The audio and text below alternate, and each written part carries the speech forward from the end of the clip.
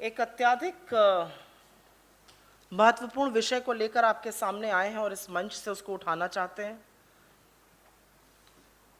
कल शाम को दो भयावह डेटा सामने आए, जो ज्यादा भयावह है। पहले उसके बारे में बात कर लेते हैं और उसके बाद जो कारण है उस डेटा का, उसके बारे में चर्चा करेंगे। इस देश में गरीबी, गुर्बत और भूख एक भयावह स्थिति में है, पर मोदी सरकार की तरफ देखिए तो वो बेखबर हैं, बेखौफ है, उनको कोई फर्क ही नहीं पड़ रहा है। कल शाम को वर्ल्ड बैंक की रिपोर्ट के अनुसार भारत में कोविड काल के दौरान 5.6 करोड़ 5 करोड़ 60 लाख लोग अत्याधिक पावर्टी, अत्याधिक गरीबी, एब्जेक्ट पावर्टी में ढकेल दिए गए। यह एक बड़ा खुलासा है। और यह करने से पहले वर्ल्ड बैंक ने यह भी किया कि तीसरी बार भारत की जीडीपी ग्रोथ रेट को इस साल घटाया और 7.5% से घटाकर 6.5% पर कर दिया गया। अब विशेषज्ञों की माने तो वो कहते हैं कि वर्ल्ड बैंक जो गरीबी का आंकड़ा बता रहा है, जो एब्जेक्ट पावर्टी, अत्याधिक गरीबी का आंकड़ा बता रहा है, वो कम है, क्योंकि उन्होंने डॉलर के परचेजिंग पावर पैरिटी मूल्य को करीब 20 पर रखा है। और असल में जो सिचुएशन ऑन द ग्राउंड है, जो स्थिति जमीनी हकीकत है, वो और भी भयावह है। कुछ विशेषज्ञों ने आंकड़े देकर कहा है कि 27 से 30 करोड़ लोग अत्याधिक अथक गरीबी, एब्जेक्ट पावर्टी का शिकार हुए। नीति आयोग का जो बहुआमी गरीबी सूचकांक है, मल्टीलैटरल पॉवर्टी इंडेक्स, वो कहता है देश के 25% लोग गरीब हैं। 140 करोड़ की इस आबादी में 36 करोड़ 25 लाख लोग गरीब हैं और गरीब होते जा रहे हैं। यह देश गांधी का देश है, जिन्होंने कहा था नीति निर्माण के वक्त पंक्ति में खड़े सबसे अंतिम व्यक्ति का चेहरा याद करिएगा। वहां पर गरीबी लगातार बढ़ रही है। और बोलना इसलिए जरूरी है क्योंकि 10 साल में हमने तमामों लोगों को गरीबी की सीमा रेखा के ऊपर उठाया था, 27 करोड़ लोगों को।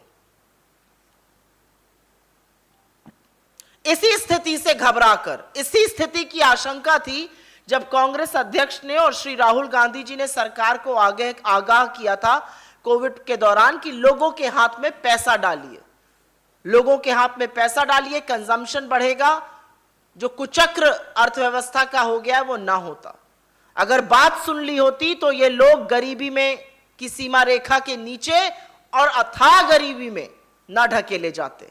अगर सरकार के कान पर जूं रेंगी होती हमारी बातों पर तो करोड़ों लोग चिलचिलाती धूप में पैदल ना चलते। अगर उन्होंने सुना होता तो तमामों लघु मध्यम उद्योग बंद ना होते। अगर उन्होंने सुना होता तो अर्थव्यवस्था इस बुरी तरह से ठप ना होती।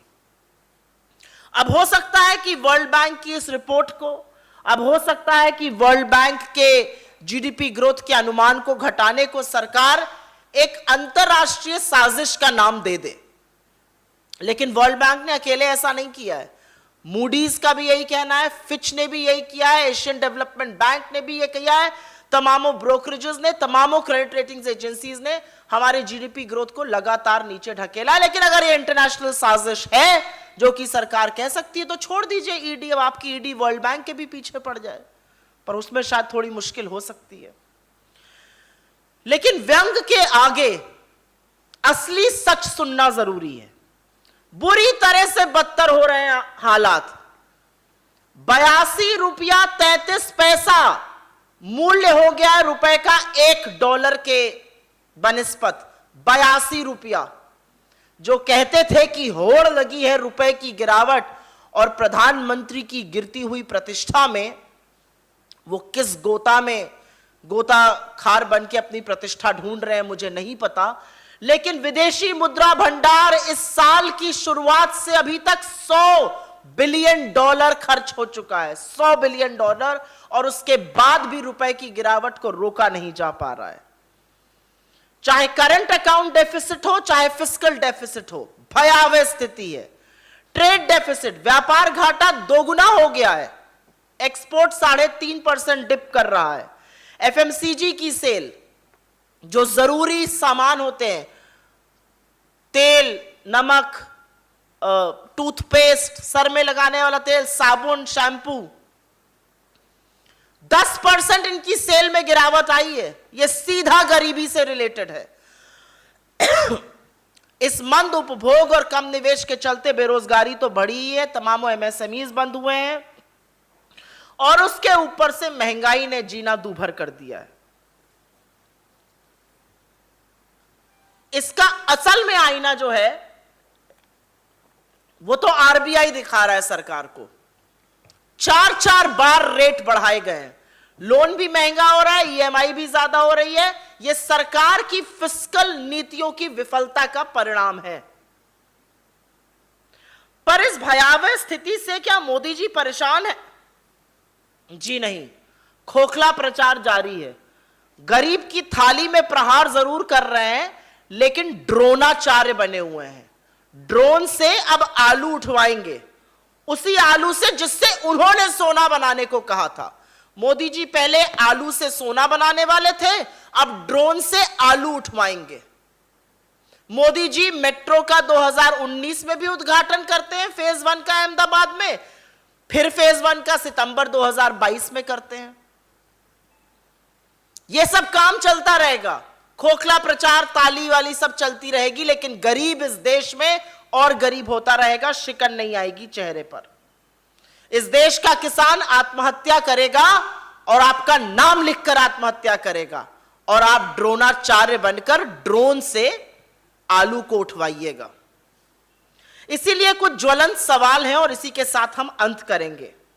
इस देश में जब कच्चे तेल का वैश्विक दाम $116 प्रति बैरल से घटकर $91 प्रति बैरल हो गया, इस दौरान पेट्रोल और डीजल का दाम क्यों नहीं घटाया गया?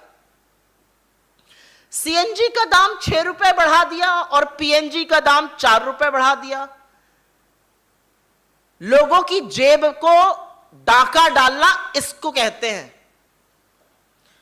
देश की 130 ट्रेनों का किराया बढ़ा दिया, प्लेटफॉर्म टिकट 200% बढ़ा दिया, फीस 400% बढ़ा दी यूनिवर्सिटीज में। इसका क्या जवाब है? क्या यह गरीबी पर प्रहार है या नहीं है?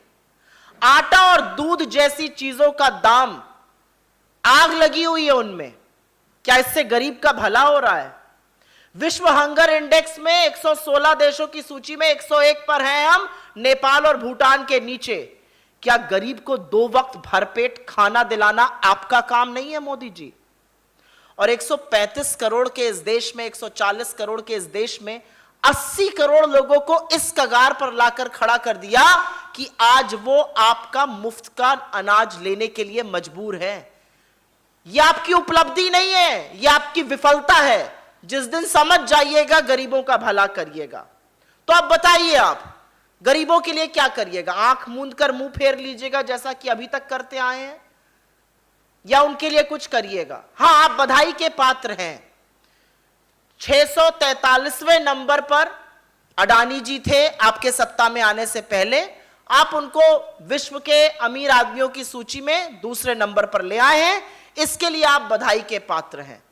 लेकिन thank you Modi ji, 5,60,00,000 abject poverty, अत्याधिक गरीबी, अथाह गरीबी में धंसने वाले लोगों के लिए किसको कहा जाए, इस बात